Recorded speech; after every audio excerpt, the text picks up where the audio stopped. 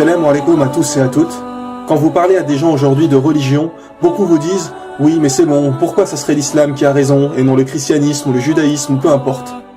Mais quand vous parlez à des chrétiens, hindous, bouddhistes, etc., vous vous rendez vite compte que pour beaucoup, ils ne connaissent peu, voire rien de leur propre religion. Car s'ils avaient vraiment étudié, ils deviendraient eux-mêmes musulmans.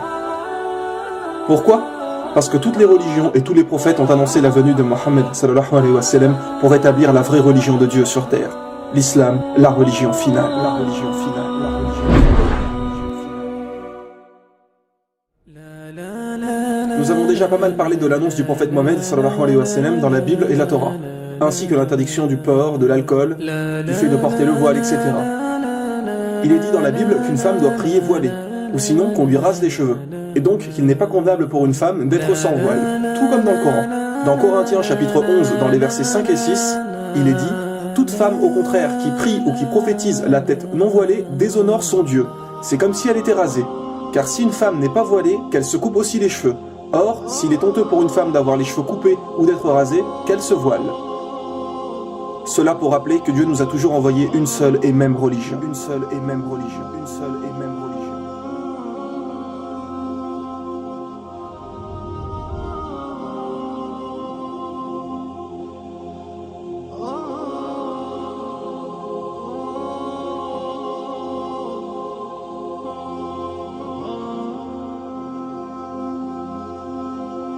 Et comme il avait été dit dans la saison 2, pour toutes les grandes religions, elles portent le nom d'un peuple ou de quelqu'un, sauf l'islam. L'islam veut dire faire ce que Dieu nous demande, alors que les autres noms ont été inventés suite à quelqu'un généralement. Le christianisme pour Jésus-Christ. Donc quoi, avant Jésus, la religion de Dieu n'existait pas? Bien sûr que si, ce n'est que suite à Jésus qu'ils ont inventé le christianisme. Idem pour le judaïsme, le peuple de Judée, l'hindouisme. L'étymologie du mot hindou vient de hindou en langue persane, qui est une rivière qu'ils considèrent comme sacrée. Le nom fait en fait référence au peuple qui vit là-bas. Le bouddhisme avec Bouddha. Le prophète Bouddha, qui en réalité s'appelait Gautama, n'a été appelé Bouddha qu'après sa révélation. Car Bouddha veut dire recevoir une révélation, un éveil. Et aujourd'hui, tout le monde vénère des statues de Bouddha, alors que celui-ci n'a jamais réclamé la divinité. Gautama n'a jamais dit ça. Ce n'est qu'après sa mort que les gens ont commencé à lui vouer un culte. Et si vous étudiez vraiment sa vie et ses enseignements, vous ne verrez pas de différence entre l'islam et le bouddhisme.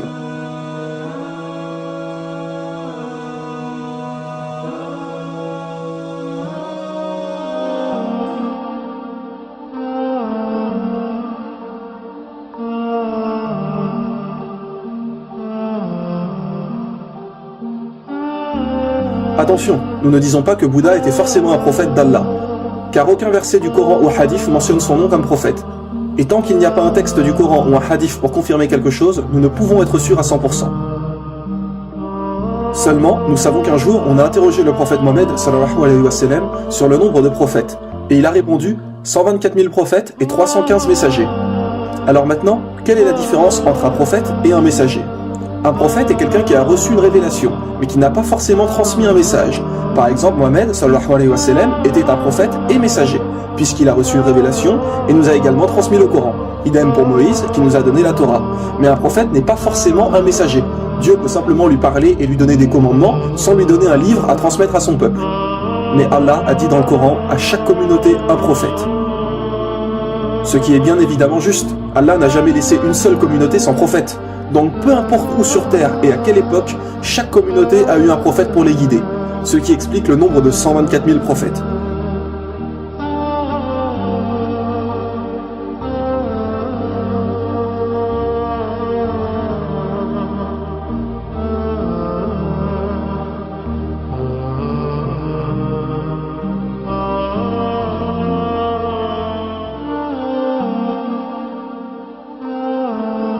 Donc, il est tout à fait possible que Bouddha était un prophète. Dans les livres hindous, il est également dit qu'il n'y a qu'un Dieu unique. Il est même dit dans leur livre sacré Svetasvatara, Upanishad, chapitre 4, verset 19, et également dans le Yajurved, chapitre 32, verset 3, Natasya Pratima Asti, qui veut dire « Pour Dieu, il n'y a pas de Pratima ». Pratima signifie image, représentation, idole, etc.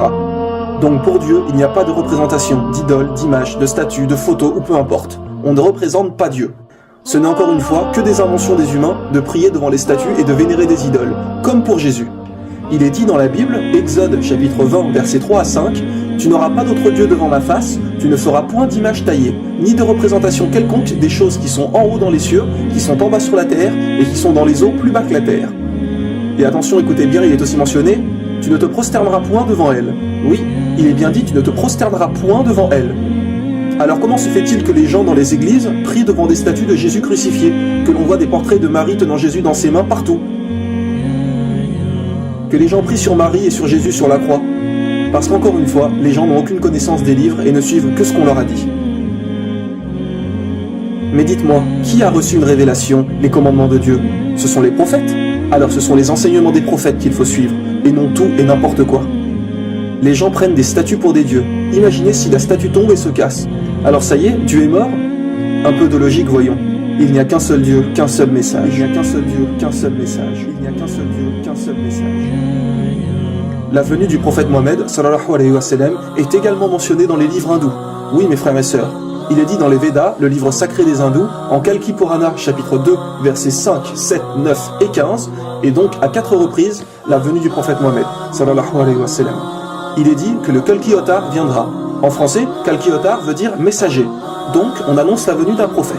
Et que ce Kalki Avatar sera le dernier des prophètes et qui guidera toute l'humanité. Tiens donc, quel prophète a bien expliqué être le dernier et guide pour l'humanité?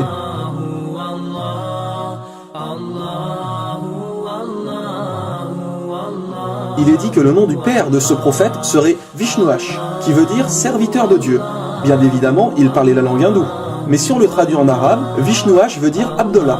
Et que veut dire Abdallah? Cela veut dire serviteur de Dieu. Et le père du prophète Mohammed s'appelait Abdallah.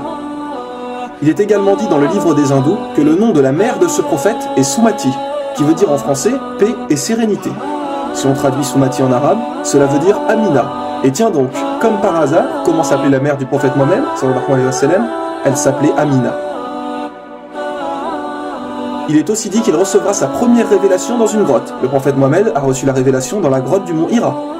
Qu'il aura 4 grands compagnons, référence sûrement aux 4 califes bien guidés. Numéro 1, Abu Bakr, numéro 2, Omar ibn Khattab, numéro 3, Othman, et numéro 4, Ali.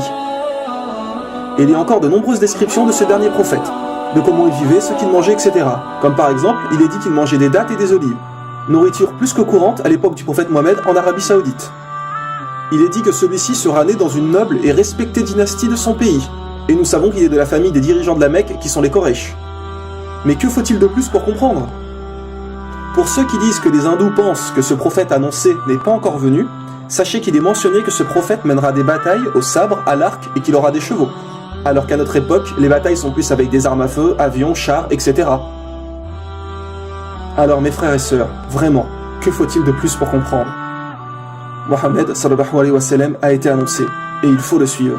Comme dit Jésus, il est celui qui vous guidera dans toute la vérité, dans toute la vérité, dans toute la vérité, dans toute la vérité. L'islam est la religion de Dieu, la religion originale, la religion finale, la religion finale, la religion finale, la religion finale.